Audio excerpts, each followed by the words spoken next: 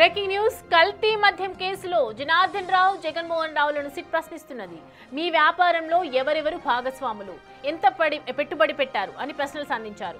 మధ్యవర్తుల సమక్షంలో సాగిన విచారణలో నిందితులు ఇచ్చిన సమాధానాలను రికార్డ్ చేయడంతో పాటు ఈ ప్రక్రియను మొత్తం వీడియో తీశారు. ములకల చెరువు, ఇబ్రహీంపట్నంలో కాకుండా ఇంకా ఏ ప్రాంతాల్లో నకిలీ మద్యం తయారు చేపట్టారని అధికారులు ఆరా తీశారు.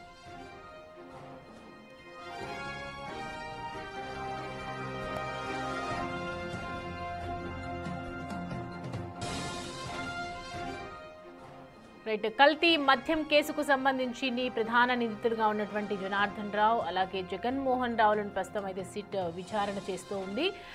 వ్యాపారంకి సంబంధించి ఎవరెవరు పార్ట్నర్షిప్స్ ఉన్నాయి, అలాగే ఎంత ఇన్వెస్ట్మెంట్ చేశారు అనే ప్రశ్నలు కూడా సంధిస్తున్నటువంటి అంశాలు కనిపిస్తున్నాయి. అండ్ మధ్యవర్తుల సమక్షంలో సాగినటువంటి ఈ విచారణలో నిందితులు ఇచ్చినటువంటి సమాధానాలను పూర్తిగా రికార్డ్ చేశారు. ములకల చెరువు, ఇబ్రహీంపట్నంలో కాకుండా ఇంకెక్కడెక్కడ పెట్టారు అనే దానిపై కోణంలో కూడా దర్యాప్తు అయితే చేస్తున్నారు. దీనికి సంబంధించి పూర్తి డీటెయిల్స్ అడిగి తెలుసుకుందాం.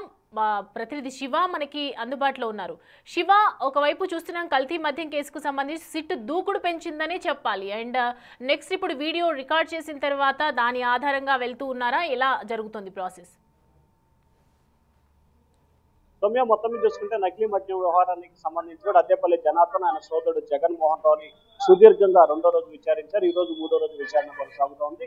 మొదటి రోజు ఎవరి పోత్బలంతో కొనసాగింది, ఎవరి నేతృత్వంలో ఇది జరిగిందనే దానికి సంబంధించి కర్త కర్మ క్రియ జోగి రమేష్ పేరు చెప్పిన పరిస్థితి కనిపిస్తుంది. ఇక 2వ రోజు విచారణకు సంబంధించి దీంట్లో ఎవరెవరు భాగస్వాములు ఉన్నారు, ఎవరెవరు ఎంత పెట్టుబడులు పెట్టారు, ఇబ్రహీంపట్నం, ములక చెరువుతో పాటు ఇంకెక్కడెక్కడ స్థావరాలను ఏర్పాటు చేశారు, ఎక్కడెక్కడ నకిలీ మద్యాన్ని ఏర్పాటు చేశారు, మీకు నకిలీ మద్యం తయారు చేయాలని చెప్పి ఎవరు ఆదేశించారు, ఎవరి నేతృత్వంలో ఇదంతా ప్రక్రియ కొనసాగింది, మీకు స్టిక్కర్స్ ఎక్కడి నుంచి వచ్చాయి, లేబుల్స్ ఎక్కడి నుంచి వస్తున్నాయి, బాటిల్స్ ఎక్కడి నుంచి వస్తున్నాయి, ఏ ఏ ప్రాంతాల్లో వీటిని విక్రయించారు, తద్వారా మీరు ఎంత లాభం అందించారు, వారికి ఎంత కమ్ముకిస్తున్నారు, మీరు ఎంత లాభం పొందారు, ఎంత ఖర్చు అవుతుంది, వచ్చిన డబ్బులన్నీ కూడా ఎక్కడ డంపు చేశారు, ఎవరెవరి ఖాతాల్లో నిల్వ చేశారు అనే దానికి సంబంధించి కూడా సుదీర్ఘంగా 40 పైగా కూడా ప్రశ్నలు వేసిన పరిస్థితి కనిపిస్తా ఉంది. ఒకవైపు సిట్ అధికారులు ఈ కేసుకు సంబంధించి దర్యాప్తు కొనసాగుతుంటే, ఇంకొక వైపు ఎక్సైజ్ శాఖ అధికారులు అన్నదమ్ములు ఇద్దరిని కూడా కస్టడీలో తీసుకుని లోతుగా విశ్లేషిస్తున్నారు.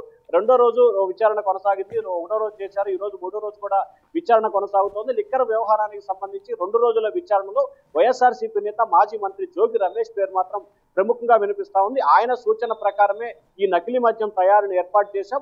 గతంలో వైసీపీ సర్కార్ హయాంలో ఉన్నప్పుడు చాలా సందర్భాల్లో చాలా చోట్ల నిర్వహించాం. కూటమి ప్రభుత్వం అధికారంలో వచ్చిన తర్వాత నకిలీ మద్యాన్ని తయారు చేయడం నిలిపివేశాం. కానీ జోగి రమేష్ బలవంతంగా తమను బెదిరించి భయభ్రాంతులకు గురి చేసి తమ చేత ఈ ప్రక్రియను మళ్ళీ తిరిగి ప్రారంభించారు. దీంట్లో ములకల చెరువులో ఒక చోట, అలాగే ఇబ్రహీంపట్నంలో మాత్రం డంపే పెట్టాము. ములకల చెరువులో మాత్రమే ఈ తతంగం వ్యవహారం అంతా కూడా కొనసాగింది. అయితే ఎవరైతే జనార్దన్ రావు చెప్తున్న ప్రతి దాన్ని కూడా మధ్య వ్యక్తుల సమక్షంలో వీరునామా రాయడంతో పాటు కంప్లీట్ గా విచారణ ప్రక్రియ మొత్తాన్ని కూడా వీడియో తీసిన పరిస్థితి కనిపిస్తోంది. ఎందుకంటే ఇప్పటికే జనార్దన్ రావు చెప్పిన స్టేట్మెంట్ కి సంబంధించి వైఎస్ఆర్సీపీ నేతలు ప్రతి విమర్శలు చేస్తున్న నేపథ్యంలో ఆడియో వీడియో రికార్డ్ చేయాలని చెప్పి కూడా ప్రభుత్వం భావించింది.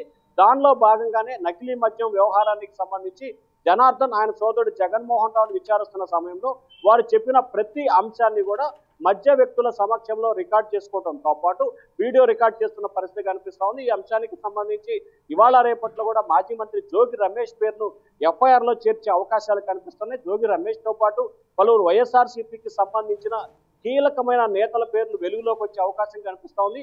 ముఖ్యంగా మాజీ మంత్రి పెద్దిరెడ్డి అనుచరుడు సంబంధించి కూడా కొంతమంది వ్యక్తులు తెర మీదకి వచ్చే అవకాశాలు కనిపిస్తా ఉన్నాయి. Soumya. Right Shiva, thanks for the updates.